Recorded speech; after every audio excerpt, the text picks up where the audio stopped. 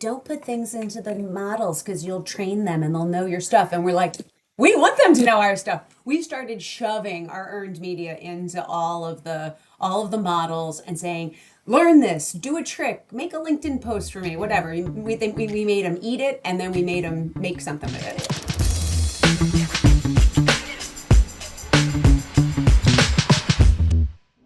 Welcome to Confessions of a Mad Marketer, the show where we talk about what we've learned in marketing that might benefit others in B2B marketing. I'm Ben LeDonni, and today I'm very happy to be joined by Gretchen Roede, founder and CEO of Broadpath, a strategic communication firm based in Philadelphia, right where we are right now.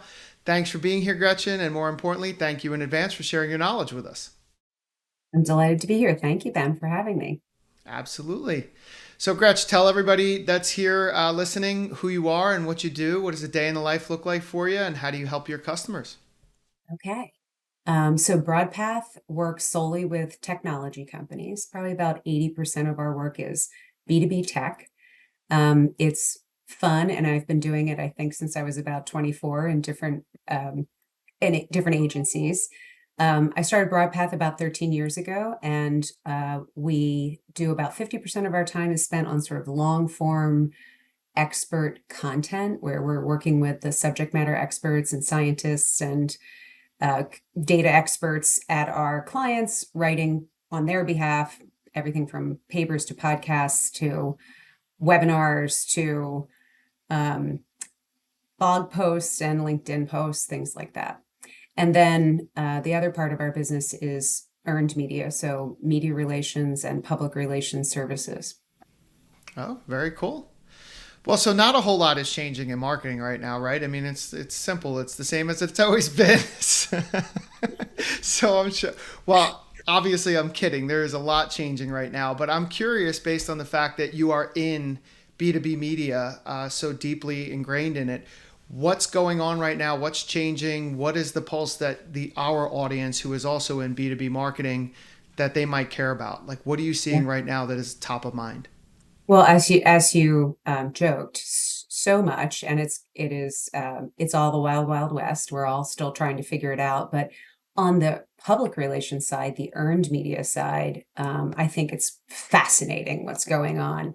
Um, there was a good report out by a company called Muckrack. They're a PR software tool. Most people may be aware of them, but they did a study. They have an ongoing study where they're tracking the citations that AI is bringing back with AI answers, whatever it might be. It could be an overview, could be an answer, could be a long form prompt response. But what they have found is that about 95 to 99% of the links that are cited and what's being cited in AI results are not surprisingly not coming from paid sources. They're all earned sources. Makes sense. And what's interesting and exciting for the PR person and for the marketing person is that journalistic sources are 25% to 27% of all the LLM citations are coming from journalistic content, which is not surprising to the PR people, but for some folks who grew up in marketing and didn't know public relations or media relations as well, or saw it as sort of a corporate function or a finance function, this really is like chicken soup for the PR marketer's soul. And so not all, that's interesting that a quarter of the citations are coming from journalistic content, but when a broader industry trend prompt or query is asked for, it jumps up to 46%. So the early part of the buyer's journey, but really all the way through the buyer's journey, earned media is having a big impact on what those results look like. And this isn't surprising. Here's what we know. The AI companies prioritize publisher content for training their models because they like the accuracy, the timeliness, the independence, and you see the deals get done. We know that OpenAI paid $250 million to News Corp for Wall Street Journal and other content for training and display. We watched the headlines of the New York Times, suing the LLMs and the frontier models for copyright infringement, and that all is still kind of being battled out. The other thing we find in the research is that things like press release citations are like 6% of the citations that come back on announcements. And again, it is content that these models decided they were going to trust. They're authoritative, they're official, and so they're pulling from them. So like press releases are back. Press releases have sort of come and gone in the PR world, but putting a press release on the wire once a month has now become like the minimum that we're asking our B2B clients to do because we know they're feeding the answers, the AI answers. So I think the takeaway on this is for marketers in the B2B category, it's just urgent to get and elevate your public relations and media relations and industry analyst relations efforts and get those third parties, where they partners or substackers or, publications that have been covering your industry for decades. They are going to be really important, and you got to make sure that you're being mentioned there. Yeah, I mean, and it makes sense when you really think about it, right? Because with AI, people can create countless amounts of content that is not necessarily authoritative, right? It's just pre-generated and so on. And so if you flood the internet with all of that type of content and then you ask, some search engine, be it AI or other, to find the most authoritative, reliable content, it's going to have to sift that stuff out and actually pull the right content from the publishers and the people that actually know what they're talking about, which should drive up the value of journalism and good content that's created not by an LLM. That's what you would hope would happen, and that's good for humanity, right? You would think. So I certainly think so. Yeah. well, we could almost say we know so, right? I mean, let's stop Yes. with the garbage that's just promoting more garbage here. Yeah. So what, working with the customers that you work with, the marketers that are trying to get out there, what should they do as a result? Like, what are you suggesting that they do then? Well, I think really integrating their public relations and media relations effort into their overall program is critical, but also figuring out how you're, you know, measuring and analyzing the impact of PR. So PR has suffered, for years, as decades in the industry. It was very hard to analyze the impact of media relations on sales, conversion, attribution was like a funny joke about, using PR, figuring out attribution for public relations, or for media relations. Um, we are still measuring PR in the way we have been for decades, which is media mentions or media impressions. And it's just numbers calculated on like how many hits did we get, what was the circulation, viewership, and now we do UVMs. I mean, how silly. Why would we say like, oh, this story that appeared in this place is equivalent to all the UVMs in the entire publication? I mean, it's just that, all the visits to the website. It's just silly. Gretch, what's UVM for anybody that doesn't know what it is? Oh, sorry. Unique visitors per month, I guess I'll say, or Okay. unique monthly visitors, sometimes also pronounced said that way. But I mean, it's silly to say like, here's all the people who looked at a Forbes story this month, and we're going to equate that to the placement that we made for you in Forbes. Listen, the placement in Forbes is really important. It's not equivalent to the UVMs. So what is useful about it, I guess, is you can get a baseline and you can kind of evaluate the efficiency of your PR program or your media relations program over time. Like, oh, we keep getting more media impressions every month. That looks like progress, right? But PR has suffered from the fact that as digital marketers have been, and SEO and things like that have been able to like say, here's the people that came to the site, here's the people who clicked on the click, here's the people who converted to the blah blah blah, here's the meetings we were able to get. PR's never been in that game, and the reason is because the publishers own that content. They own that data, unlike the brand does not own that data. So there's been some attempts, and there's things like affecting messaging pull through and sentiment analysis and share of voice versus competitors that have kind of been circling around PR measurement. But now that we see these AI numbers, and that earned media is really impacting the AI citations. This opens a whole new door to how we're going to measure earned and journalistic and media relations. So, Broadpath in 2024, we started when everybody was like, don't put things into the models because you'll train them and they'll know your stuff. And we're like, we want them to know our stuff. We started shoving our earned media into all of the models and saying, learn this, do a trick, make a LinkedIn post for me, whatever. We made them eat it, and then we made them make something with it. And then later in the week, we would take the prompts that we thought our customers, our clients' customers would be, generally using. You know, what should I do to improve my distribution center efficiency or whatever?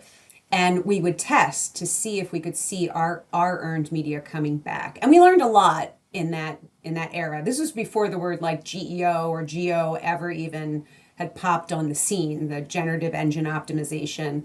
So then the GEO tools started coming, and we were just like, great, we're not going to have to do this manually anymore. Somebody's going to automate this and give us a nice platform that we can do this measurement on, which was something, the PR just never, earned media never had that. We never had that. So it was super exciting.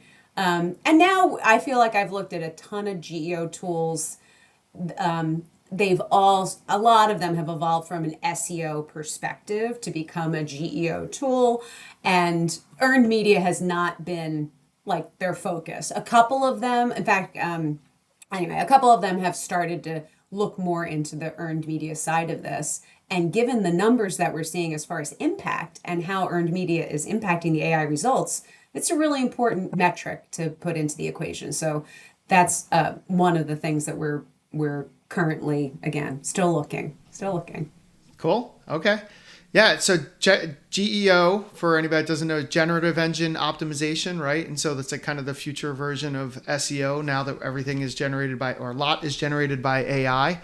So, I mean, I'd still, given the fact that journalism and earned media is kind of a way to show up. You're saying it shows up your search results or your business, your brand, your product, your company, whatever, is going to show up more if you have authoritative people writing about it on trustworthy sites. That's what I took from the first piece, right? Okay. So we're Absolutely. there. So, in order for you as a marketer to suggest to a company or an agency that, hey, we think you should put content here, we want to write content, get it here, we want to earn media here, and we think it's worth the time and energy and money to do so, you have to demonstrate the results to them, right? And that's part of the challenge is what you're looking for in the GEO. Did I get that right? There's a huge potential for the earned, our side of earned media, the public relations folks who are working to place these stories in these authoritative journalistic homes that we know AI is relying on to create results or to create their answers. But it's a huge opportunity to our partners on the publishing side of the equation too, right? So, you know, as I mentioned, I talked about like PR measurement has been lacking because unlike digital marketing tactics where you own the traffic data, you know who comes to the site, you know how they got there, you know which ad somebody came through or which email marketing program or whatever. How we have landing pages dedicated to just collecting this data, right? The PR information, the earned media information ends up with the publisher. The publisher knows who ended up or how many people ended Mm-hmm. up reading that story, landing on that page, sharing that with someone. Back in the day, I went to publishers. I'm like, sell me the number. I will pay you to know how many people saw that article. And when we have clients in the B2B world that are selling, $100,000 annual subscriptions or licenses for a software platform, they're willing to pay a lot of money to know who is reading or how many people are reading that story that ended up in distribution center magazine or whatever it might have been. And this was in the early 2000s, and the publishers just didn't have all of that data.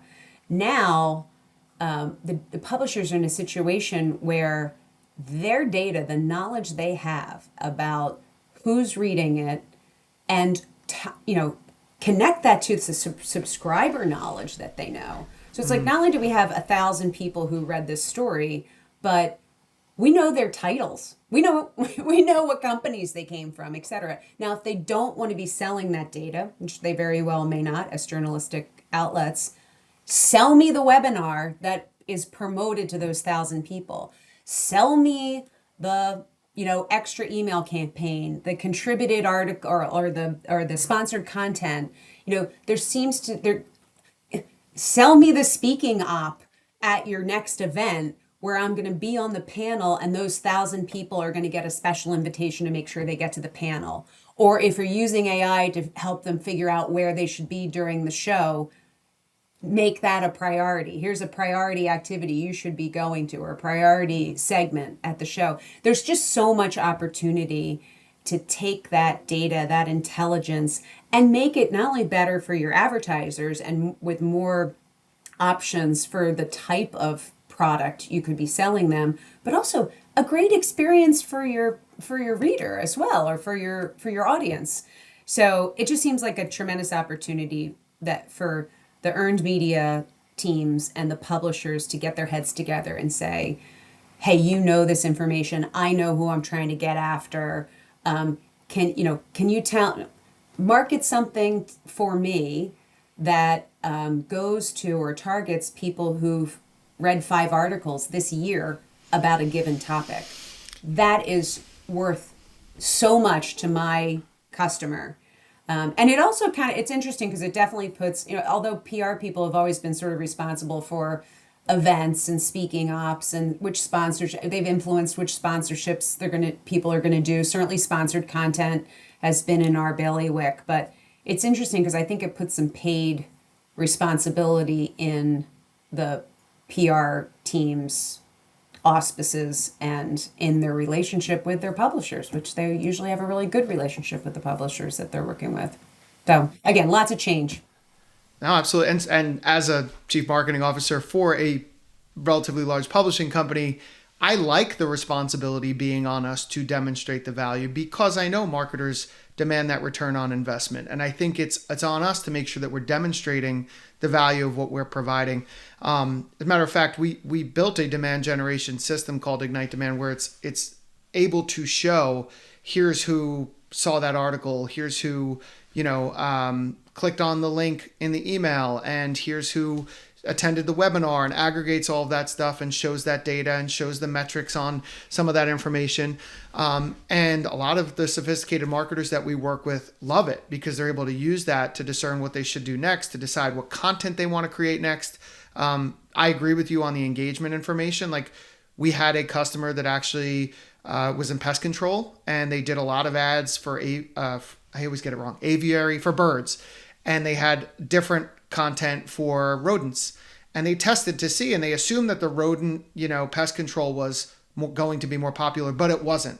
The birds was. So that was that information on the content that they put out, and it was sponsored, it wasn't earned, but they put out sponsored content, they did a webinar, and what they learned from it was they should be able to put more content out about birds and the impact there for pest control versus specifically the rodents. That level, I expect that we should be doing that as publishers to be able to empower the marketers to know what they should do to help their marketing grow and to form that bridge between the audience or the advertiser, the audience that wants the content and is yearning for that solution, and the person that's providing it. I mean, it's helpful. So I can go on and on about that for sure. But That's great.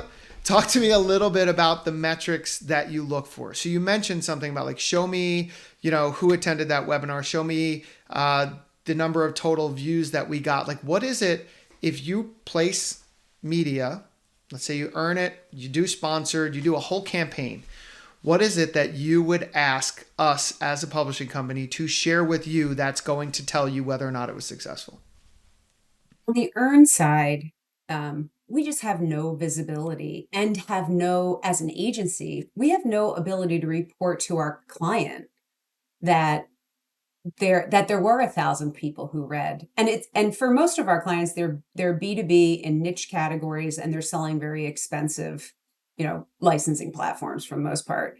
Um, the for me to be able to justify the public relations investment that they're making, we could do that with a single placement. Right now, they're like, "Oh yeah, that was nice."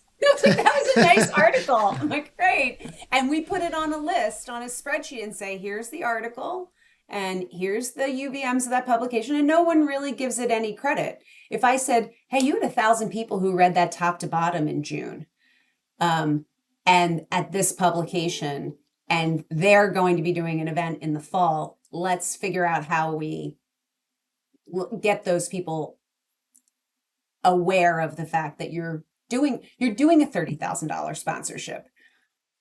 Let's raise the value of what we can get out of that, not just picking up business cards at the booth or the table, but or networking the show. Like, let's figure out how we can really bring those people who read that article to the table, right? Bring them to your speaking event, get them to your breakfast sponsorship, whatever it might be. But I feel like that's the connectivity. So for me, I would love to just be able to have the numbers, just be able to report the numbers and say, hey, you got 1,000 people who really read that story, that were interested in the conversation related to fill in the blank, voice automation in the warehouse. Yep.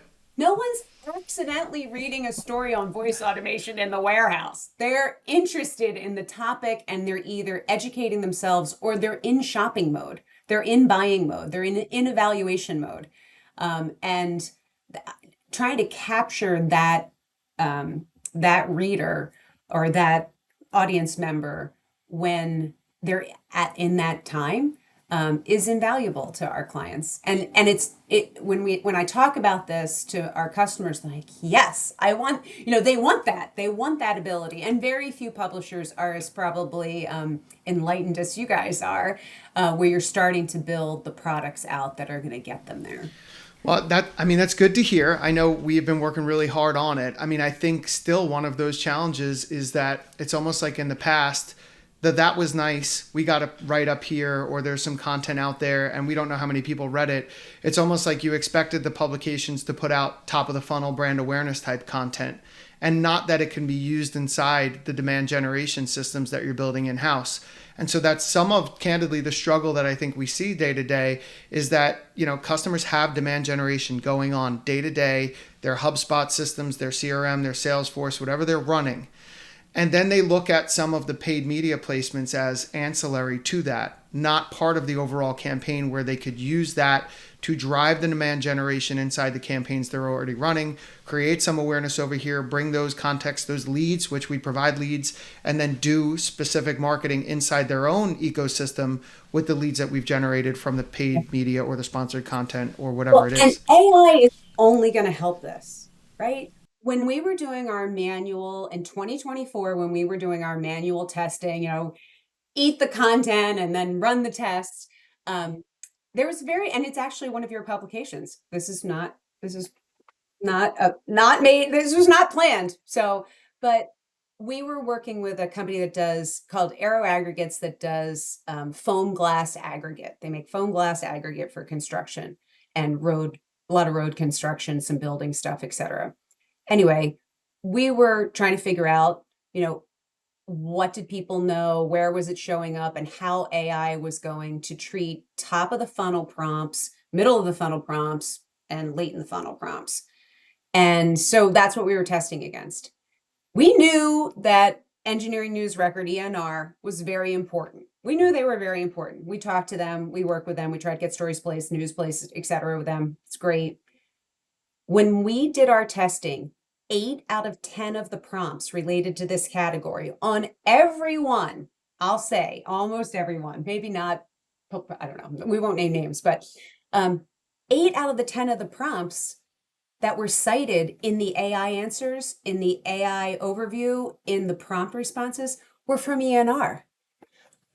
I do not need to go back to my client and say, hey, we knew ENR was important, but it's really, really important. AI is telling us 8 out of 10 of the citations that AI is sorting on your topic, on your industry, on the prompts at top, middle, and bottom of your buyer's journey are coming from ENR. Now, some of them were our earned media, which we were really happy about. Some of it was other content and earned placements. There was some press releases mixed in those responses pretty consistently.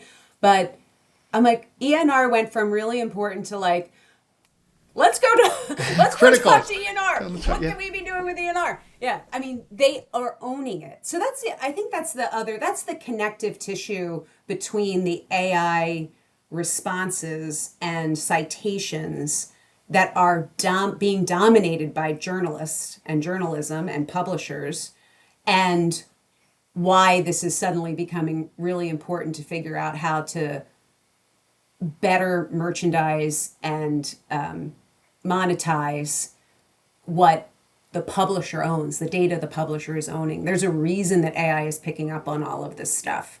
And it means that people should be driving back to these publishers that are doing well in their AI responses. I love it. And it goes back to that authoritative kind of like, we are the authority. Kudos to our digital experiences team who works on the AEO stuff, but it's because they're years and years of a foothold in understanding construction, and more so than that, I'll use the word community. They have a community of people that look at them as the trusted resource. They produce the content that's out there that the editors are always on the cusp of what's the latest and greatest to keep that community thriving and knowing what's coming, and that being the authority is helping. Like you said, the AI is helping that. Being the authority is helping us be able to continue to be seen as the authority because AI is trusting that more so than the noise that's out there. So that's good. I mean, that to me means the marketers that are placing content, placing media, advertising inside a given publication or community should look to those authoritatives to be able to do it. But also, like you said, they should expect the results to be measured in a way where you could see how did this do for me? What have you done for me lately? Right? That's the question that's going to And be I'll asked. also go back to, this is just good for the world and for society. When our journalists and our publishers are valued and the value is coming through, this is a good thing. This is a good thing for independent, third party, expert journalists and writers to be identified by AI as, this is where I should be going. This is where we're getting our best information and our best content. And it's not biased, and it's accurate, and it's researched, and it's expert. And as a PR person whose partner has always been the journalist and the publisher, it makes me happy to see. That's good. That's good to hear. Awesome. Well, thank you very much for sharing your stories with us and Of your course. thoughts around this. I'd like to keep the conversation going. Where can people find you if they want to keep the Um, conversation with you going directly? Great. Broadpathpr.com is the place to find us. And again, enterprise technology and some consumer tech. And we're doing content. We're doing LinkedIn and authoritative content for subject matter experts, expert content, as well as media relations, analyst relations, and all the things you'd expect from a PR firm. Love it. All right, great. And then I always ask everybody this, but what's one piece of advice you might give to somebody that's about to get into marketing right now? Wow, no AI. No, is that the answer everyone's giving you?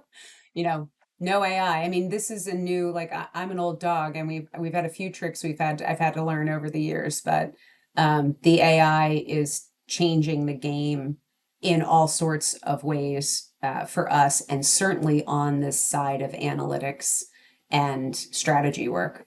So learn Great. it. Learn it. Awesome. Well, thank you again, Gretchen. Thank you. It was great to talk to you, Ben.